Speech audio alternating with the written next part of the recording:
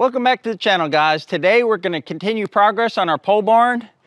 And by we, I mean Sergio and his crew. We like to do it yourself on projects out here at Piney Grove, but there's some things we're just not capable of doing or doing in a timely manner. And we have a lot to do here as we prepare to live on this homestead. And one of those things is getting this barn ready for animals. We have one video out already on the first part of this project, which was doing the north end of the barn, but now we're doing this side portion here.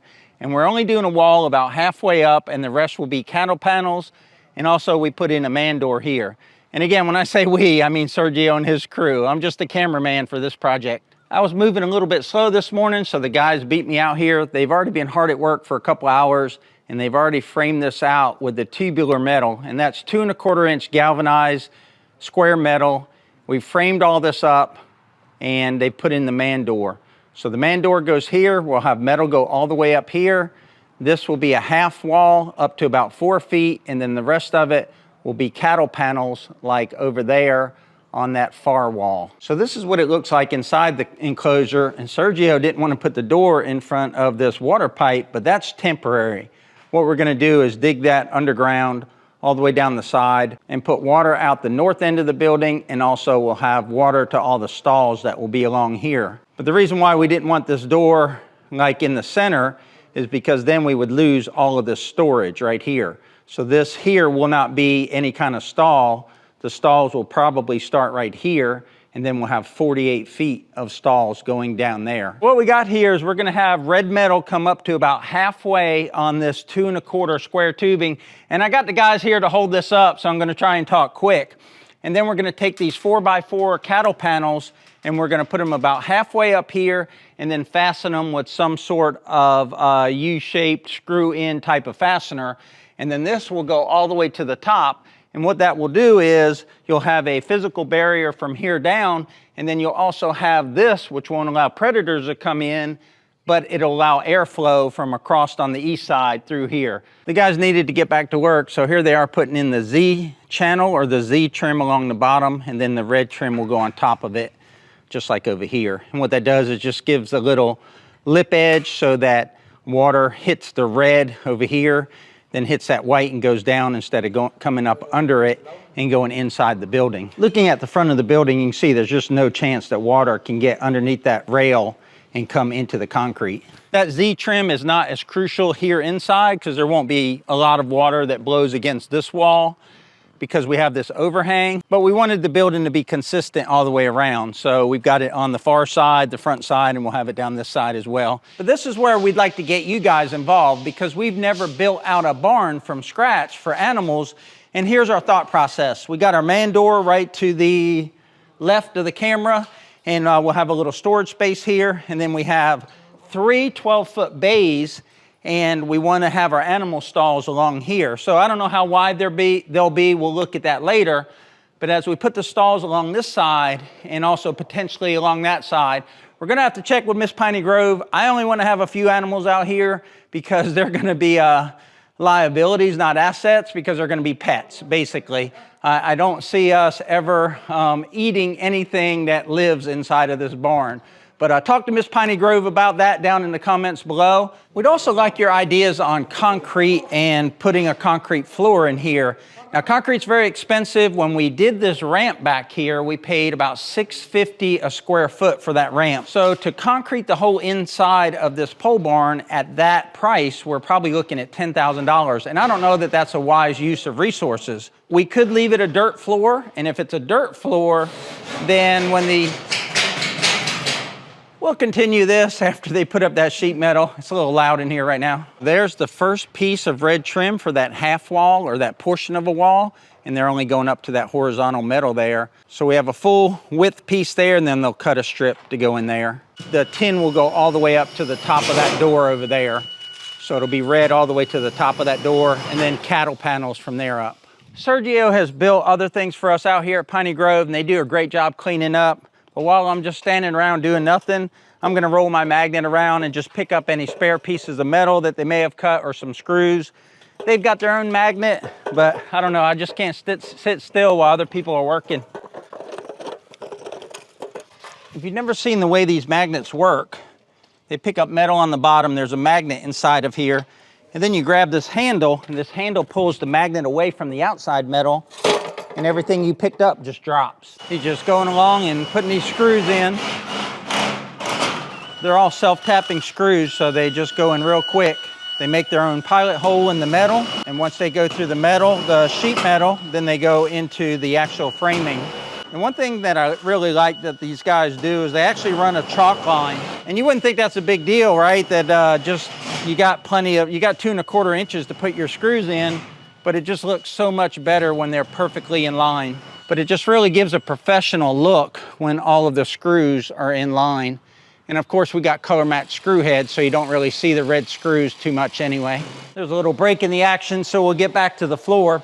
So if we keep it dirt, then we're gonna have a problem with odor as the animals urinate and take care of their business, and that gets trapped in the soil here. And you could always dig that out, but then you'd have to bring in new soil. And of course there'll be wood chips and straw, and all that can go into a compost pile. I think what we wanna do is at least concrete the stalls on this side and that side, and maybe leave the center dirt or gravel to save a little bit of money. Leave a comment down below. There's plenty of people out there with more experience than us.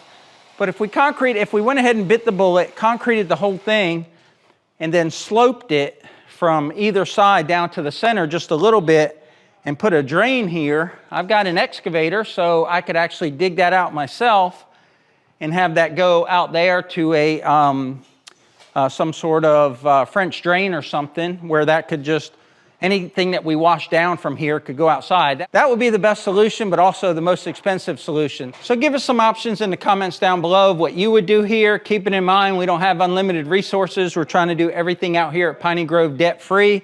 So as we get a little bit of money, we do a little bit of building, but I just don't know that $10,000 is a wise use of resources, although it would make an awful nice floor for this building. So this is what it looks like with it all the way up. They've put that second piece in that they've ripped down, and then they're gonna put a piece of trim on the top. And in just a minute, they've got the trim up here, and this keeps you from your hands from getting cut on that metal, as well as just looking better. But there's a screw underneath here that holds this in, and that's I think every time there's a vertical or so, there's one of those screws. This sets it off nicely, gives it a nice look, and like I said, it's very friendly to you, so you don't cut yourself, or as you're leaning up here, looking at animals or whatever, that you don't scratch yourself on that rough surface. So it's looking great. I really, really like the way this is looking, and we're only about 50% done. I just love watching a team work. Being in the Air Force, everything is about teams and getting things done, and I guess that's in industry as well. It's just satisfying to watch a bunch of guys work together and kind of know what the left hand knows what the right hand's doing, and just do something quickly, efficiently, and also do a good job. They're not just slapping this up. They're taking their time. Everything is plumb, it's level, it's measured out. And this isn't a perfect building. So nothing in a pole barn is really plumb, especially after it's been up a while and the sun has warped some things. So they have to work within that and make something square, plumb, and level out of something that didn't start out that way. These are the ideas that were in our head. So be sure to leave a comment down below if there was something we forgot, or if there's a different way, or if you like the way we did it. But the idea is this is an L-shaped enclosure here, this workshop. And we'll come in this roll-up door with animal feed or whatever, and we should be able to back all the way to the back. And that takes you to that room back there with the door. So you'll be able to do a lot of things inside separate from the animals so they don't escape, and then come in from that door and then come in there and work. Or if you don't need to bring feed in through what we call the feed room, you just come up here to this door and enter, and then you'll be inside the barn. So we gave ourselves multiple ways to get inside of the animal enclosure. So the next piece is going on, then I'll just have that piece left there and that little bit of side. He's gonna get out of here sooner than I thought. It's 10 o'clock and I don't see more than 30 minutes to an hour of work left. So that's good, he'll get his day back. That's what happened today, all the way down there. It's just a totally different look. One thing Deb and I were talking about yesterday is when we're up here at the mega shed, and I'm in front of it right now, and we spend a lot of time up under this porch. Right here is where we sit a lot, have our lunch, and just kind of take a break. Now a little bit of that view has been closed off, but if we leave that door open, we can still see into the pasture a little bit. And if you're familiar with our channel, you know that We always have Bella out here, our Brittany Spaniel. We like to watch her run across the pasture. Got some gardening going on with my sister and my mother over there. Wiping off those chalk marks, making it look good. He's got this corner molding going on here, and that's really gonna set off the building with that white against that red trim there on that corner. It'll also protect that wooden post from further, sun exposure and keep it from twisting anymore. It's looking really good. I just really like all that white trim setting off the red. You see when we had this built over here by a different builder, he put the corner there, he put the trim around the door, the roll-up door, but he didn't trim that top edge of that red. We got trim going down the side here. Nice 45-degree angle up there. Trim on the top, trim going on the door. It's all starting to come together. But right now we are 2, if not 3 years into the building of this pole barn. I asked him to put in a couple of braces, and what that does is that keeps that wall from flexing. That's a tall wall. It's not balloon framed because we use the header to support the roll-up door. And balloon frame would mean that the vertical studs go all the way from the bottom all the way to the top. I'll show you how that looks in our other building. But by having that extra plate there and also at the bottom, we're gonna add strength to this wall. So we got our 2 L brackets as well as that straight bracket. The back wall of the mega shed is a prime example of balloon framing. You see you have the metal going all the way up from the floor all the way to the top rafter.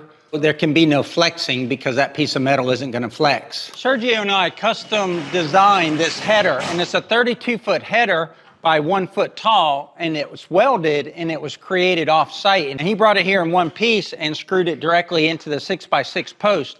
And our thought was that would be strong for this wall so it wouldn't flex. And it doesn't flex much, but another way we could have done it would have been to balloon framed all the way to the top and then just put this post here and a short header to hold up the roll-up door. There's multiple ways you can build these buildings, especially when it's custom like this, but maybe if it was balloon framed, there'd be a little bit less flex to it. I think you can see me from the camera up there, but this is the way it looks, guys. There's the entry door. Here's the half wall, which will get those cattle panels. This is the stall area, all the open area. You see this wall here. Just giving you an idea of what the space looks like with a 6-foot, 200-pound person, because sometimes it's hard to tell on video, but see there's plenty of room in here. 32 foot wide by 48 foot where the stairs come up. Here's the stairs. We're all done. Sergio and his crew has cleaned up and left, and here's what we got. See all the trim and the red matching sheet metal. The open areas where Deb and I have to put up the cattle panels. It's funny because I just texted her a picture a few minutes ago and she said, "Oh, we're putting up the cattle panels?" Yes, Deb, we're putting up the cattle panels. So that side there, and you see all the trim. Sergio finished up the corner trim here. And of course, the door opening. But that came out as well as we could have expected. I'm gonna walk up here to the top of the hill where we're gonna build our house just to see the view from the house. But sometimes you plan something like that, a pretty expensive structure, and you don't know how it's gonna turn out, especially when you go non-traditional. We didn't just do a pole barn and enclose the whole thing in. We did all these little different things and we did it incrementally.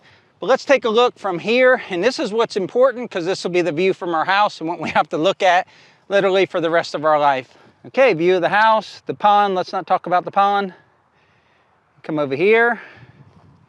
And you can see that the red is kind of subtle in the shade. It's better with the naked eye than the camera. What's going to be the challenge is me keeping that 48 feet right there clean, because that's going to be my implement storage area for the time being, and I can't junk that up too bad. I mentioned to Deb the other day that I need an implement storage shed, and she said, "We got a pole barn and the mega shed, isn't that enough?" Next time she's on the property and sees this in person, I think she'll be all about me having an implement shed so that I'm not cluttering that up and messing up her view, and also keeping her from seeing her animals inside the barn. One last look as you come up the driveway, looking from the north, and this side will never be lit by the sun because the sun's always going to be behind the barn in the south. But it definitely changes the look because that was all open just a couple days ago. But that's going to do it for our pole barn build at this time. The next video you'll see on it will be when we're putting up the roll-up door and then figuring out what we're going to do for flooring in there. But we sure appreciate you guys watching. Until next time, y'all take care out there. And remember, life's short, tractor hard.